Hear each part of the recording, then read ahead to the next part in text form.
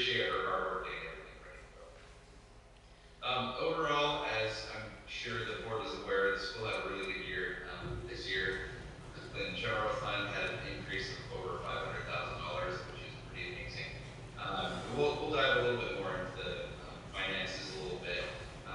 This presentation will otherwise kind of follow the normal format that we do, where there are a couple of reports I wanted to mention in the audited financial statements, and then we'll spend a little time going over the financial performance of each major fund, how the school performed here.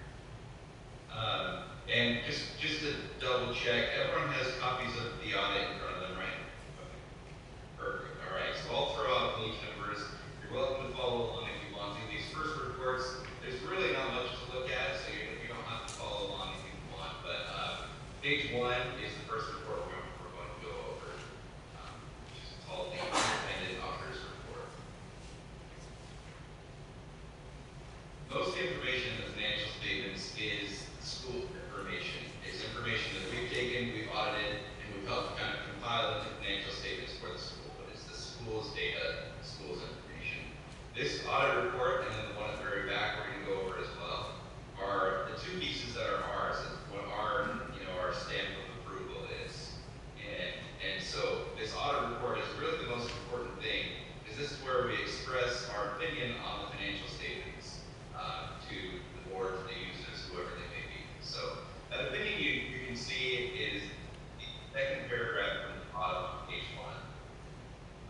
The title says the opinion, which is an unmodified opinion. That's the wording we use, which just means that the financial statements are accurate, that there are no misstatements, and that they can be relied on by the financial statement users. And so, if there were issues, there might be other wording in this report here, but there were no issues, and so it's, like I said, it's the unmodified opinion, which means everything is in good shape. So that's really everything else in this report is a lot of legal language and a lot of what our responsibility is as the auditor, what management's responsibility is over the financial statements. And it kind of goes section by section in terms of what we audited. That's really basic overview. We don't need to go into any more detail than that.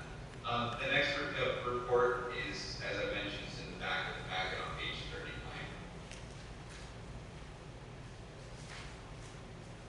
Give me a minute to find that. The title is even more words than I like saying all at once. The Independent Auditor's Report on Internal Control over Financial Reporting and Compliance and Other Matters, and this does parlay into it. This report, as the title does mention, though, it's our report on internal controls, which are critical to any school, any government entity. It's important that it has these internal controls in place. But what this report says is that as part of the audit, as part of the planning or what procedures we follow as for our audit, we look at the internal controls that are in place in the school, and we check to make sure that there's proper authorization for checks written. We check to make sure that there is significant documentation for expenses. Are we keeping track of invoices, things like that? There's also compliance matters like related to state regulations. Are we meeting our maintenance of effort every year for special education spending?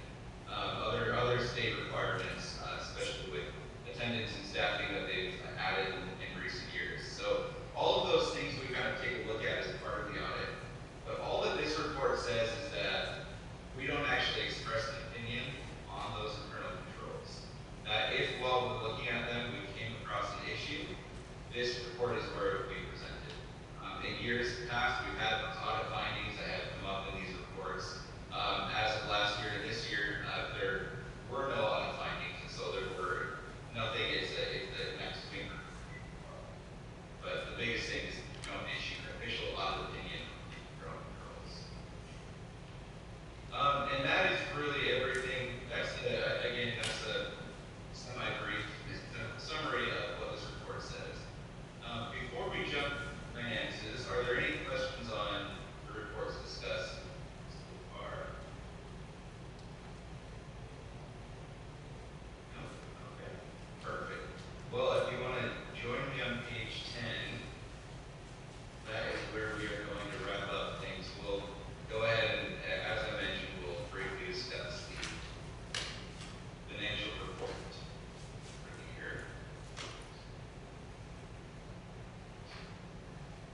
page 10 breaks that down for us by each major fund, as I mentioned, general fund, child nutrition, and you can see them going across the page there. Page 10 is the statement of revenue, expenditures, and changes in fund balances, which is basically an income statement. It shows us the revenue coming in each fund, the expenses that each fund had for the year, and the very bottom number tells us what we have left over for a carry forward in that specific fund. If you look at the number three numbers up from the bottom, our net change in fund balances, that you can think of as the net income for each of these funds that are listed here on this statement. So, as I mentioned, the general fund had an increase of $500,000 a year, which is very good. I discussed it briefly with Kendall as well earlier, and thought I would break down at least some of the big ticket items as to the difference between last year and this year, why the school saw such a big increase in the general fund year. But I guess before I do that, just kind of finish. So $500,000, as I mentioned, it increased our carry forward by $500,000. So our ending carry forward, our ending fund balance, that bottom line number, is $2.1 million. So that's how much the fund has, the general fund has in it for reserves. And that amount represents approximately 7 months worth of expenses. If you just take it all expenses divided by 12, it's roughly about 7 months worth, which is a huge increase from last year. Last year was closer to 4.5 months of expenses. So big jump in the right direction, which is really great. Another thing I mentioned I discussed with Kendall over the phone was the fact that will likely be pulling back some of this funding for the year. And so that's a perfect example of why it's important to have a good, strong fund balance. If there are expenses that are budgeted and suddenly drop them in revenues and receipts to the state pool, it can be critical to have that little bit of cushion in order to make sure that we'll have cash flow and it's operating expense demands. So anyway, fund is in great shape. Again, just a brief overview. I won't go into any more detail than anybody wants, but I'm happy to. But big picture, our overall revenues for the general fund actually decreased by about $160,000 from the year before. State was a big drop. Our state revenue, that third line from the top, 3.2 million, close to 3.5, a little bit higher the year before. But we also had some one-time federal grants that came to the general fund, $84,000 worth. So those kind of worked against each other. But overall, still, revenue for the general fund dropped about $160,000. Looking at toward the bottom, our total expenditures of $3.6 million. That is where we see the biggest difference from last year. Last year, our overall expenses were $4.2 million. So about almost a $650,000 drop in expenses, which is very significant. And there were a number of factors. I guess I'll hit a couple of them. A number of factors that caused this big drop. One was our elementary school expenses. They just were lower by about $200,000. Special education spending as well. Trying to remember, Kendall, I believe there was we had an allowance. I don't remember if it was students left or maybe staffing left. I thought there was an allowance maybe that enabled the school to spend a little bit less on special education and still meet its maintenance of effort. Okay.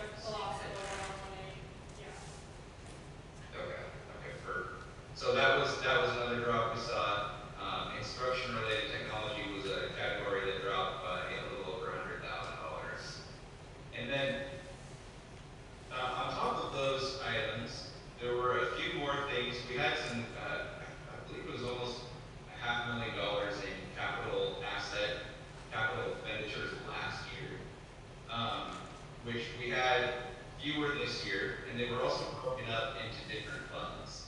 As you know, the school district modernization facilities fund was this year.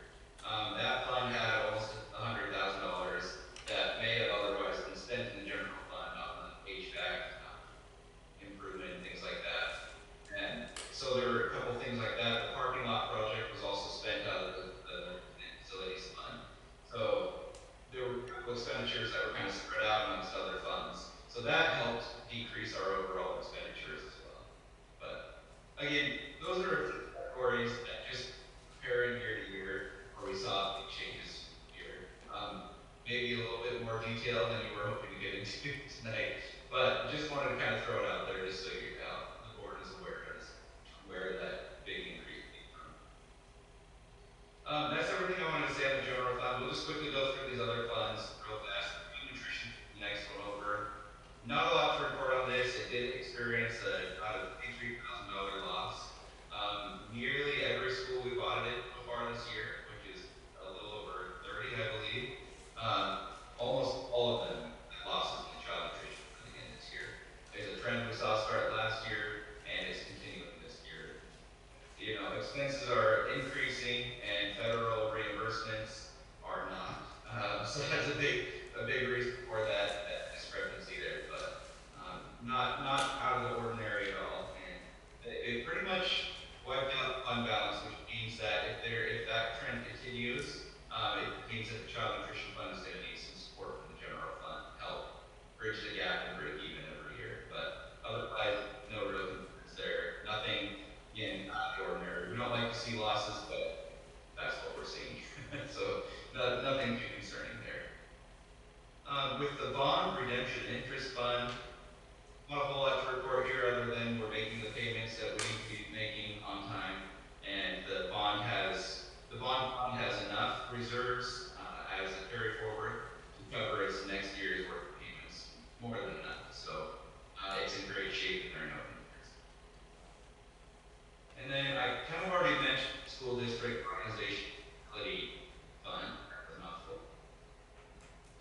This fund, it replaces the requirement that the state originally had, that schools had to set aside a certain percentage of their money for maintenance. Now instead of that, the state kind of paid it up front, and I believe it's for 10 years, this amount that was brought in, almost $1.3 million. And I believe there may be more payments coming. I can't remember if there are more coming down the road, but let's hope things come around there. But either way, we're spending exactly as we're supposed to.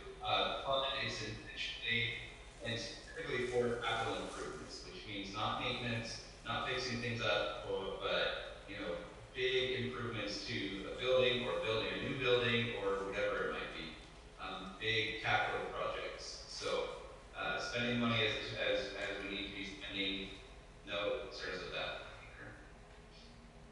And then page 11, we'll look at one more column here, and I promise we're done. It's just a summary of all the other funds that the school has. So everything we just looked at, all the major funds, and then this is a summary of all the non-major funds. And all of those funds are operating as they should be. No concerns with them. I believe we spent the last of our ESSER COVID-related federal funding last year. And so that is done away now, and unless there is some new emergency federal declared, then they kind of mellow out and go back to how they were in terms of funding and things like that. So other than that, all the other non-major funds are in good shape. There are no negative fund balances and no concerns. Whew, okay, so that's everything. Are there questions now, or is everybody mostly asleep at this point?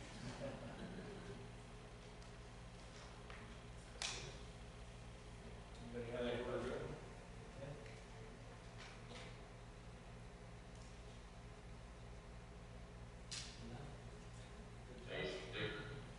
Any questions? Don't feel shy if you got something that you're just a little burning enough, but otherwise, no pressure. So the year before, you would say we had some exceptional expenses as opposed to this last year, the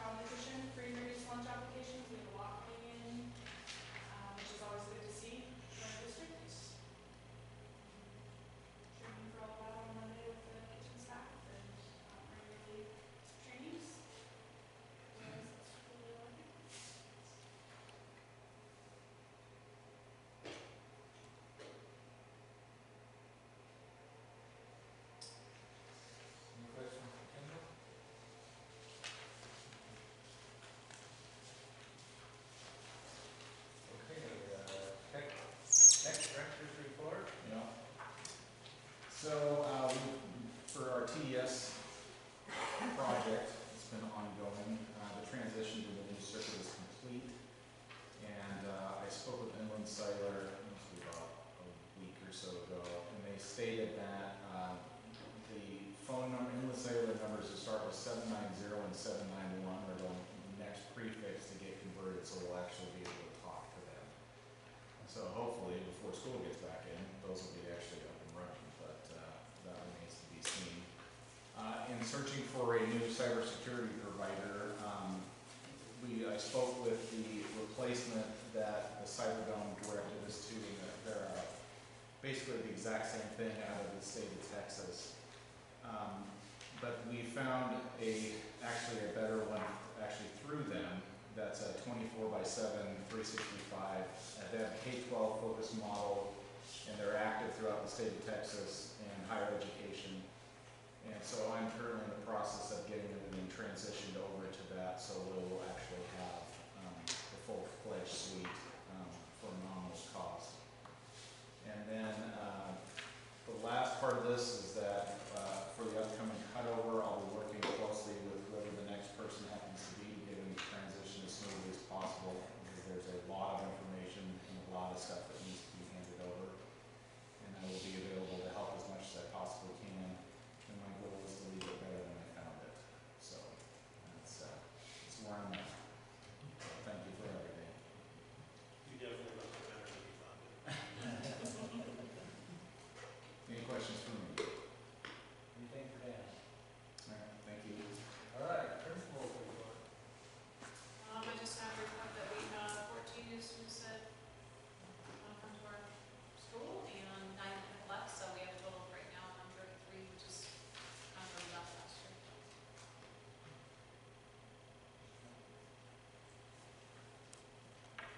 That's it. And we're just doing down there. We're just getting ready. Okay, superintendent's report. New students were pretty steady from what we last what we began in. We got about 7 or 8 kids that are possibly enrolling. Probably about 5 of those are solid. We know they'll be here. So pretty similar to what we had leave last year. So our numbers, I would expect them to be pretty similar. Probably. We'll see. I went to the IASA conference this month. Just wanted to speak a little bit about one of the sessions that I went to. It was a special ed session, and it was put on by some folks at the State Department, and they just talked about the process of complaints, facilitation, etc., and the steps that people take in that process. So over the last, let's say 5 years, we've had a few complaints filed, and when somebody files a complaint, anybody can file a complaint. It doesn't have to be about their kid. And so what happens is there's somebody from the State Department will come in, they'll investigate, they'll kind of decipher the complaint to figure out what is it that they're actually saying that was violated in the IEP. So then they'll come up with maybe say like 3 things that they think that's what the person's trying to say. And then they'll investigate those things and determine on each one of them if it is valid or not. And if there is a complaint that's ever valid, then generally there's ramifications, but oftentimes it's maybe like personnel have to take like a training related to whatever that is. So something like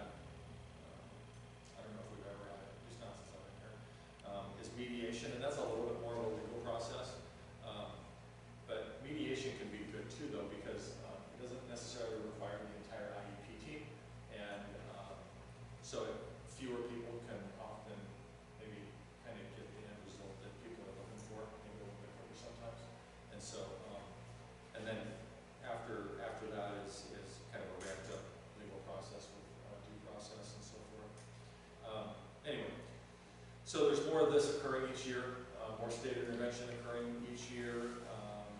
And part of this meeting was just the state reminding us that schools can ask for facilitation, which I think is happening, just a reminder. Anyway, any questions about that? We sent out the back to school letter